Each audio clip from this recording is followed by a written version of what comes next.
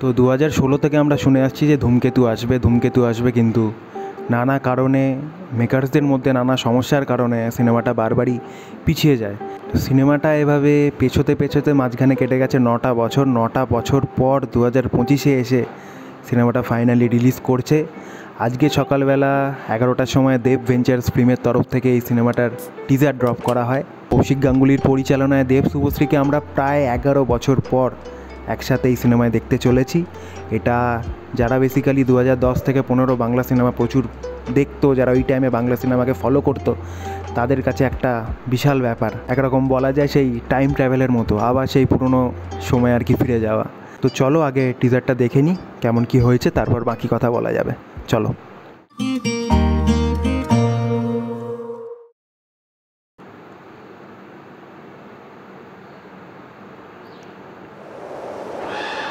গত 9 বছর ধরে বাপরে, শুধু পালিয়ে বেড়াচ্ছি।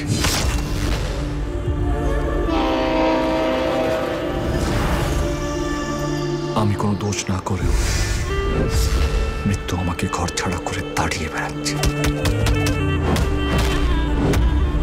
আমি সালা পুরনো ভয় পাই না।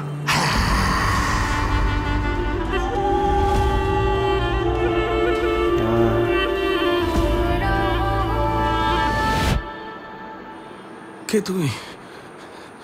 রুদ্রনীল। তুমি কে? ও সেই লুকটা, এটা মারাত্মক রকম ভাইরাল ছিল তখন।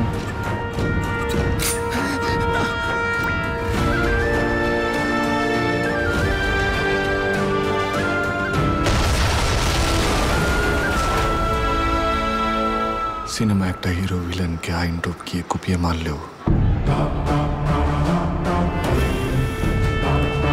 সে হিরোই থাকে, আর আমরা মাঝখান থেকে ভিলেন হয়ে যাই। সত্যি কথা বলতে গেলে ভিজুয়ালি এত সুন্দর লাগছে, এত ঝাঁ চকচকে টিজার, আমার কোথাও গিয়ে মনে হচ্ছে না এটা যে 9 বছরের পুরনো একটা সিনেমা। 1-2 বছরের পুরনো সিনেমা হয় তাও মানা যায়, এতগুলো বছর চলে গেছে তো টিজারে সেই ফিলটাই নেই যে এটা একটা পুরনো সিনেমা। এটা মনে হচ্ছে যে হ্যাঁ এটা সদ্যই শ্যুট করা হয়েছে, সব কিছু রিসেন্ট টাইমেই শ্যুট করা।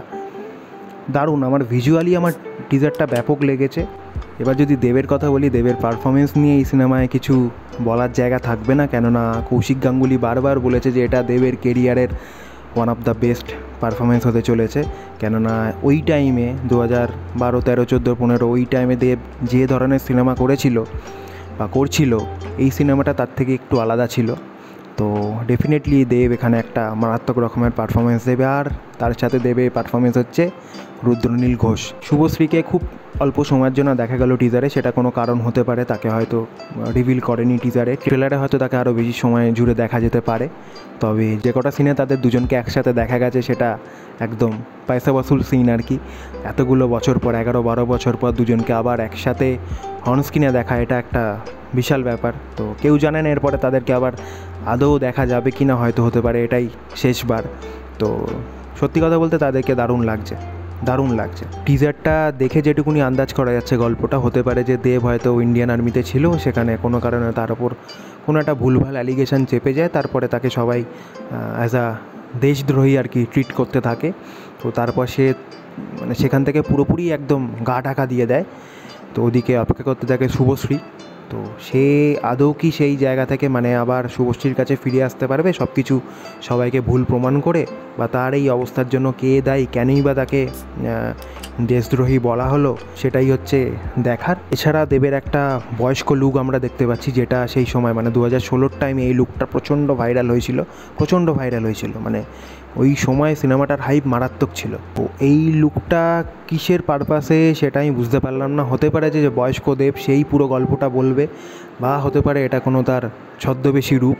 তবে মেকআপ কিন্তু টপ নচ, দেবকে যেভাবে বয়স্ক বানানো হয়েছে সেটা কিন্তু মানে দারুণ।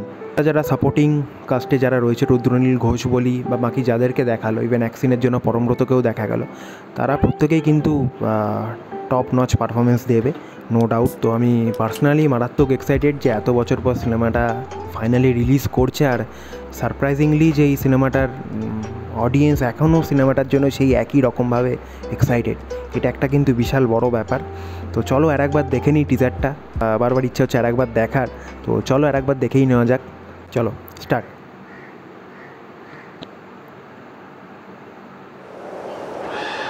গত 9 বছর ধরে ভিজুয়ালস, মারাত্মক ভিজুয়ালস। শুধু পালিয়েই বেড়াচ্ছি। এই যে মনে হয় কোনো আর্মির এতে ছিল ওদের। আমি কোনো দোষ না করেও মৃত্যু আমাকে ঘর ছাড়া করে। বাই দ্য ওয়ে, প্রথম লাইনটাই কিন্তু কোনোরকমভাবে একটা মানে কি বলবো রেফারেন্স বলা যেতে পারে, যে দীর্ঘ 9 বছর ধরে পালিয়ে বেড়াচ্ছি, আর সিনেমাটা রিলিজ করছো কিন্তু 9 বছর পর।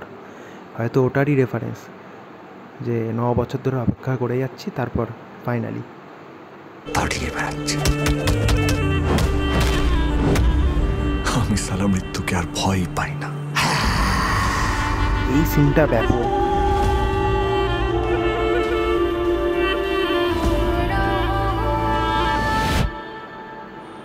কে তুমি?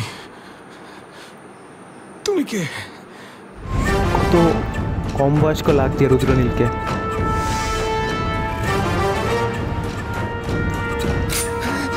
অসমাপ্ত প্রেমের কাহিনী।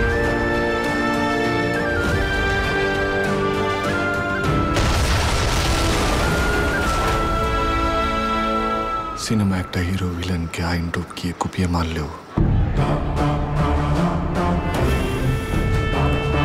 সে হিরোই থাকে, আর আমরা মাঝখান থেকে ভিলেন হয়ে যাই।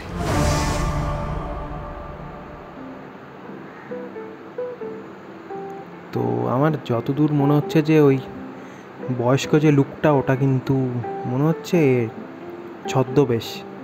একটা জায়গায় দেখালো না যে ও গাড়ির পেছন থেকে লুকিয়ে দেখছে, তো মনে হচ্ছে হতে পারে এটা কোনো ছদ্মবেশ হতে পারে। তো এই মুহূর্তে তো বলাটা চাপের, তাও দেখা যাক কী হয়। তো আর কিছু বলার নেই, এই ছিল আজকের ভিডিও। তোমাদের ভিডিওটা ভালো লেগে থাকলে লাইক করো। তোমাদের কেমন লাগলো টিজারটা দেখে সেটা অবশ্যই জানিও। এত বছর পর দেব শুভশ্রীকে অনস্ক্রিন দেখে তোমাদের কি মনে হচ্ছে সেটা অবশ্যই জানিও। তো দেখা হবে আবার অন্য কোনো ভিডিওতে, ততক্ষণের জন্য বাই।